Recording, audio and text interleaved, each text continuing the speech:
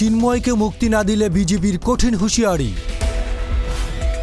বাংলাদেশ সম্মিলিত সনাতনী জাগরণ জোটের মুখপাত্র ও ইসকন নেতা চিন্ময় কৃষ্ণ দাস ব্রহ্মচারীর মুক্তি দাবি করেছে পশ্চিমবঙ্গ বিজেপি। তাকে মুক্তি না দিলে বাংলাদেশ সীমান্ত সনাতনীরা অবরোধ করবে বলেও হুমকি দিয়েছেন রাজ্যটির বিরোধী দলীয় নেতা শুভেন্দু অধিকারী। একই সঙ্গে কলকাতায় বাংলাদেশ ডেপুটি হাইকমিশনের সামনে বিক্ষোভেরও হুমকি দিয়েছেন তিনি।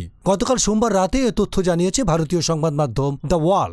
এদিন রাতে বাংলাদেশে ইসকনের সনাতনী নেতা চিন্ময় কৃষ্ণ দাসের গ্রেফতার নিয়ে উদ্বেগ প্রকাশ করে বিজেপি নেতা শুভেন্দু অধিকারী সাংবাদিকদের বলেন, আমরা এই খবরে অত্যন্ত বিচলিত এবং চিন্তিত। আমরা তার নিঃশর্ত মুক্তি দাবি করছি। ঘটনার বিবরণীতে জানা যায়, বাংলাদেশ সনাতন জাগরণ মঞ্চ গত 25 অক্টোবর চট্টগ্রামে সমাবেশ করে। চিন্ময় কৃষ্ণ দাস এই মঞ্চের মুখপাত্র। ওই সমাবেশের পরপরই চিন্ময় কৃষ্ণ দাসের বিরুদ্ধে জাতীয় পতাকা অবমাননার অভিযোগ ওঠে। এরপর গত 30 অক্টোবর নগরীর কোতোয়ালি থানায় ফিরোজ খান নামে এক ব্যক্তি চিন্ময় দাস সহ 19 জনের বিরুদ্ধে মামলা দায়ের করেন। বাংলাদেশে জাতীয় পতাকা অবমাননা করার অভিযোগে রাষ্ট্রদ্রোহ আইনে এই মামলা করা হয়। এই ঘটনার আগেই দুজনকে গ্রেফতার করেছে আইন শৃঙ্খলা রক্ষাকারী বাহিনী। এদিকে সম্প্রতি চিন্ময় কৃষ্ণ দাসকে বহিষ্কার করেছে ইসকন।